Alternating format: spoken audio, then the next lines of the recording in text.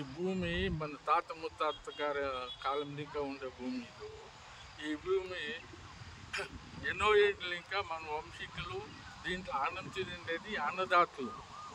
ఆయనకితో ఏమంటే ఈ ఈ చెరువు ఇది ఏమంటే చంకా నది అంట. చంకా నది అంటే 101 చెరువు నీళ్ళు వచ్చి ఈ చెరువుకి వచ్చి పోయేది. ఇట్లా దీంట్లో ముత్తానలో ఉంటే ముత్తినంత నీళ్ళు ఉంటే ముత్యాలు అట్లా ఉడ్డుకుంటూ ఉండేది. ఇట్లా సహా సర్కారం తీసుకుంటూ ఉండేది. అని ఇంకా వీటిలో అనాథ అవుతూ ఉన్నారు, ఊళ్ళో ఉంటూ ఉన్నారు. ఈ పొద్దునాడు సర్కారు ఎన్నో వేల ఎకరాలు మన తాలూకులో తీసుకొని ఇదేమంటే ఇది అల్పు సల్పు ఉండేది. ఇది రైతులు దీనికోసమే అన్నం తినుకొని ఉండేట్ల వాళ్ళు లక్షాంతర బిడ్డలు. ఇంకొకటి బెగ్గర్స్ అంటే నీళ్ళు అన్నం లేక పోతూ ఉంటారు.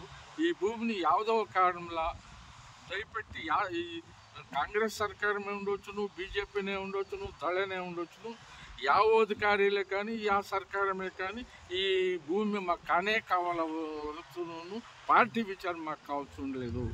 ఇప్పుడు పార్టీ ఉంటుంది, రేపు పోతుంది. ఈ పొద్దునాడు ఈ భూమిని మాకే ఉళ్ళాలా, మేము దీంట్లోనే అన్నం తినేది ఉంటే మాకు వేరే వృత్తి లేదు. మాకు ఉండేది అర్ధ ఎకరా 10 గుంటలు, 1 గుంట, 5 గుంటలనే. కొందరు పాల జీవనం చేస్తారు, కొందరు రేష్మల జీవనం చేస్తారు, కొందరు తరకారీల జీవనం చేస్తారు, కొందరు ఆవులు మెప్పుకొని జీవనం చేసి అన్నం తినే జాగ్రత్త. దీన్ని మాత్రం యావకు సర్కారమే కానీ అన్యాయం చేసేకపోతుండ. ఇది మీకు ఏమైనా అన్యాయం అవుతే మీకే తొందర అవుతుంది. మీరు ఏనాటికి బాగా అయ్యలేదు.